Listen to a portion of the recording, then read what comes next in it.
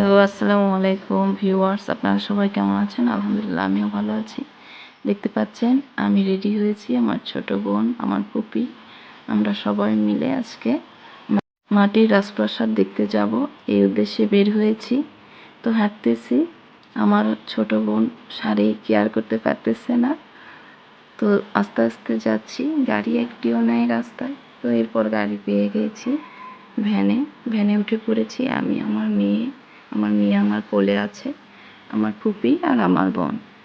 তো আমরা যাচ্ছি, যেতে যেতে ভাবতেছি যে পাশেই তো আমার ফুপির বাসা, তো ফুপির বাসায় একটু দেখা করব। ফুপি নাই, ফুপি মারা গিয়েছে, কিন্তু ভাবি আছে, ভাইয়াও নাই, ফুপা আছে, ভাইয়ার দুটি মেয়ে আছে, তাদের সঙ্গে দেখা করব। এই জন্য গাড়ি থেকে নেমে দোকানে গিয়েছি, দোকান থেকে বাচ্চাদের জন্য চিপস এগুলোর কিছু কিছু জিনিস কিনলাম। তো এরপর আমার মেয়ে, সে চকলেট খাবে, চুইংগাম খাবে, যার কারণে জেদ করতেছে, ওর দাঁতের সমস্যা, আমি নিয়ে দেব না। তো ওর নানি ওকে কোলে নেওয়ার জন্য অনেক জেদ করতেছে, ও তো আসবেই না, অনেক জেদ, আমার মেয়ের প্রচুর জেদ, সে খুব রাগী, কান্না করে না কিন্তু রাগ করে থাকে। তো এরপর আমার ফুপি ওকে নিয়ে আসতেছে, আমরা সামনে এগোতে লাগছি।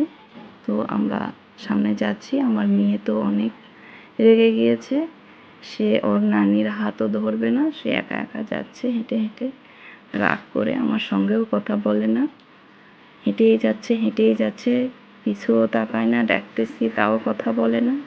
তো এরপর চলে এসেছি আমার ফুপির বাসায়, এটাই আমার ফুপির বাসা। ভেঙে গিয়েছে, ফুপিও নেই, ফুপির বাসাও নেই, শুধু স্মৃতিগুলো আছে। দেখেন, মনে করতেছে ফুপির কথা অনেক, মনে করতেছে অনেক স্মৃতি। তারপরও যাচ্ছি, সামনে বাড়ি আছে, সামনের দিকে ভাঙা মাটির বাড়ি রেখে পাশেই বাড়ি করেছে আমার ভাইয়া, নতুন বাসা। তো এখনো কমপ্লিট করতে পারে নাই। আমরা এসে পড়েছি, আমার মেয়ে ভিতরে যাচ্ছে। এখানে আমার ফুপা আমাদের দেখে তো অবাক হয়ে গিয়েছে, আমরা তো বলে আসি নাই, হঠাৎ করে চলে এসেছি, যার কারণে আমাদের দেখে অবাক হয়ে গিয়েছে।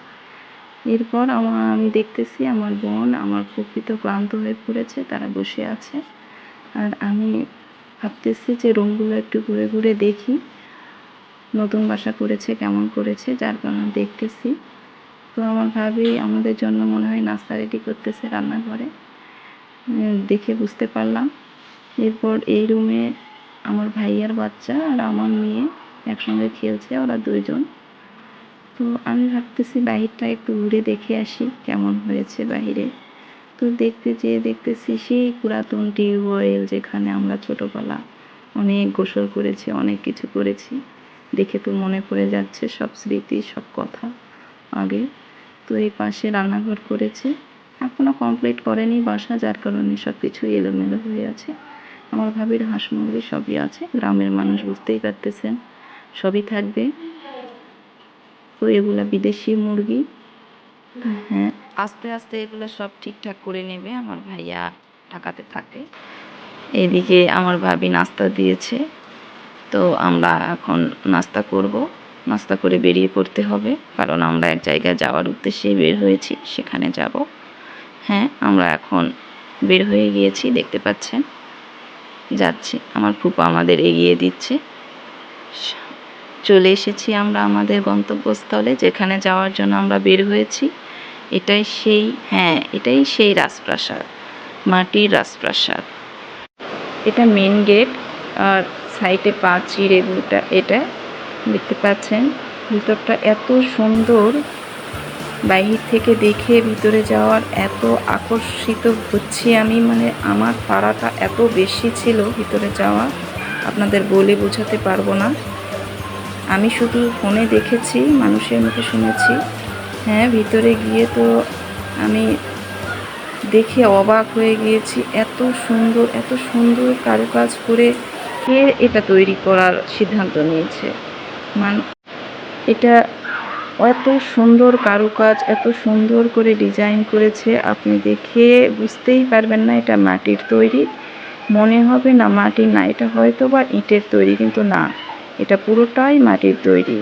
দেখেন এত সুন্দর ডিজাইন, এত সুন্দর কালার দিয়েছে, দেখে আপনার মন ভরে যাবে, চোখ জুড়িয়ে যাবে।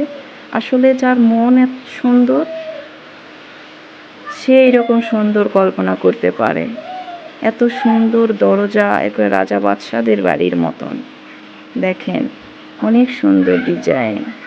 থমগুলো এত সুন্দর করে ডিজাইন করেছে, এত সুন্দর কালার দিয়েছে, উপরে ঝাড়বাতিগুলো দিয়েছে, অনেক সুন্দর। তো এগুলা যখন লাইটিং হয় অনেক সুন্দর লাগে, রাতের বেলা এটা দেখতে আরও অনেক সুন্দর। তো ভিতরে যেতে পারি নাই আমরা, কারণ এখানে একটা দুর্ঘটনা ঘটেছে, যার কারণে আজকে ভিতরে যেতে দেবে না।